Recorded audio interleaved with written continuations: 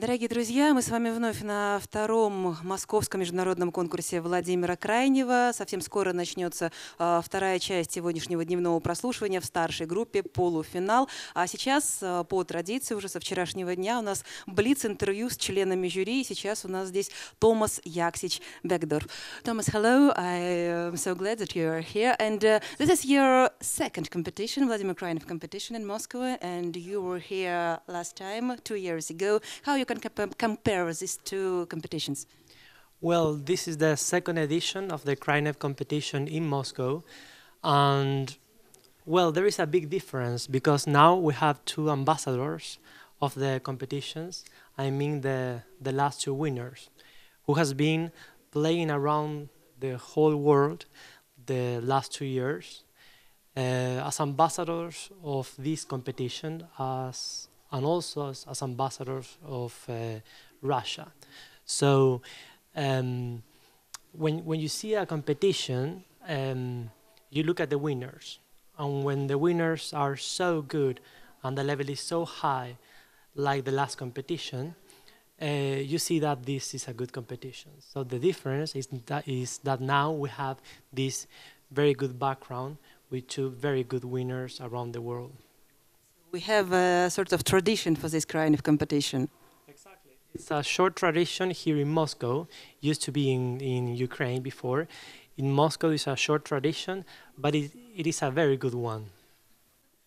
Thomas, you're a musician and a musical manager at the same time. And how can you see the possibilities to involve young audience, young people into the field of classical music? Well, there is a huge myth about that young people doesn't like classical music, and I've been working my whole career, my whole working life, to try to show that this is a myth. So the way that what you have to do to invite young people and to bring young people to the classical music is just to show them the music in an attractive way. And it always works, because classical music, is so powerful that when you show them in a good way, they feel attracted immediately. And I have been proving that in my work in Chile, in Brazil, and in other places too.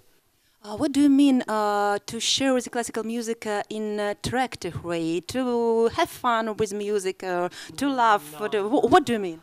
For example, you have to understand which piece of music are you gonna introduce first to a young guy or a young woman who hasn't been involved with classical music. For example, if you want to provoke them, you can show an opera of Shostakovich opera, for example, a Shostakovich piece, and this is a very good, for example, Lady Macbeth of Minsk. I mean, it's not easy to understand, but the story behind it's very contemporary. So young people can understand and they can feel connected with the story and also with the music. So when we did, for example, I did twice in Chile and in Brazil, Lady Macbeth of Minsk, and the reaction of the young people who were invited was so strong because of the music and also because of the story. Thank you so much and good luck in the continuation of the competition. Thank you. Thank you. У нас в гостях замечательный фортепианный педагог и совершенно блистательная пианистка Рена Шерешевская. Здравствуйте. Здравствуйте. Здравствуйте. Ну, традиционный вопрос, как вам впечатление от этого конкурса? Замечательно, я счастлива быть здесь. Вообще дети просто изумительные.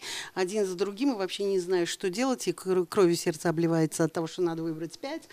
Они всех и слушали бы. Так, а как вы ходите из сложной ситуации? Ну, приходится, в общем, выходить, да, ну, это такой очень тяжелый момент, потому что, в общем, уже по каким-то мелочам начинаешь, да. Ну, как, относительно мелочам. Ну, вот я для себя, например, вот тронул он меня, сердце мое тронуло или нет. Кто-то может быть совершенно потрясающим профессионалом, который достоин абсолютно прохода в финал, без сомнений. Ну, вот что-то меня не тронуло, например, в игре, да. В другой ситуации, если больше мест, я бы пропустила и того, и другого. Да? Ну, это один из примеров. Ну, и бывает еще.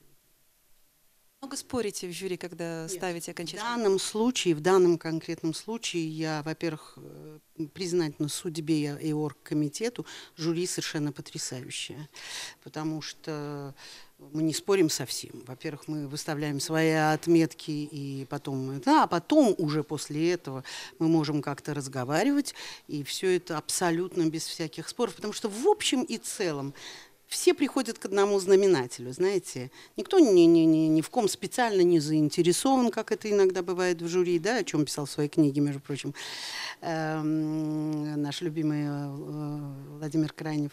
Вот, и поэтому, понимаете, у всех одно – музыка. Музыка и дети. Главное, что все абсолютно думают о том, что дети. Все выходят со словами на устах «какие дети?». Ну да, это всегда вызывает восхищение. А вот дети на сцене, и все тают, особенно когда такие замечательные дети, какие-то послабления. Все-таки вот вы слушаете юношеский конкурс и взрослый по-разному, или все-таки с той же высочайшей рамкой? Вы знаете, вообще мое кредо всю мою жизнь было, если я даю какое-то произведение, значит, этот ребенок должен сыграть не хуже, чем я. Значит, я рассчитываю на то, что этот ребенок 4 такта там, или 24 такта, или там, понимаете, ведь может быть и так, что взрослые играют хуже ребенка. У меня нет никаких послаблений, я одинаково слушаю, и я могу сказать, что уровень изумительный совершенно. Когда что-то не проходит, тогда что-то не проходит. Знаете, если педагог дает произведение, которое совершенно, по нашему мнению, завышено, и потому что ребенок не справляется, если дать какому-то там 10-летнему ребенку, предположим, первый концерт Чайковского, отвечай за это. Понимаете? Ну, в общем, конечно. Или, просто не рассчитал, мы тоже не боги, знаете, мы можем рассчитывать на способности ученика, а где-то что-то, видимо, может быть, не досмотрели. Конечно, конечно, конечно. Ну, по-разному бывает, но большой репертуар, он всегда в карман. Вот. А вспомните какой-нибудь самый удивительный случай вашего взаимоотношений с учеником, я имею в виду самый необычный, может быть, в вашей педагогической практике? Могу сказать, вот вы меня спрашиваете. Я вообще занимаюсь очень много риторикой Баха и ее, так сказать, вот, как бы словарь баховский на все последующие поколения, да, на все последующие течения. У меня была одна когда-то 6,5 лет девочка. Гаммы я никогда не давала просто для того, чтобы пальцы развивать. Да, это тональность, это тон картины, да. Вот, и я ей играю себе моль минор, она должна была мне учить.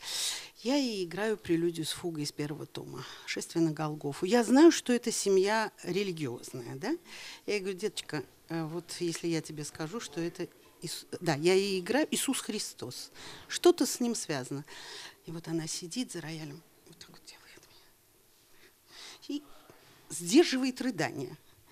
Я говорю: Изабель, что у тебя? Ты хочешь плакать? Это замечательно. Нет, мне что-то в глаз попало. А мама, значит, сидит, я ей не даю подойти даже. Я говорю: тебя тронула музыка? Она говорит: да. Я говорю: что тут с Жезю происходит? Она говорит: он с крестом на Голгофу. Она точно сказала. Понимаете? Вот вам, пожалуйста. Чувствительность и восприимчивость к музыке. Да, здорово. Спасибо вам огромное и удачи в дальнейших оценках. Спасибо, спасибо.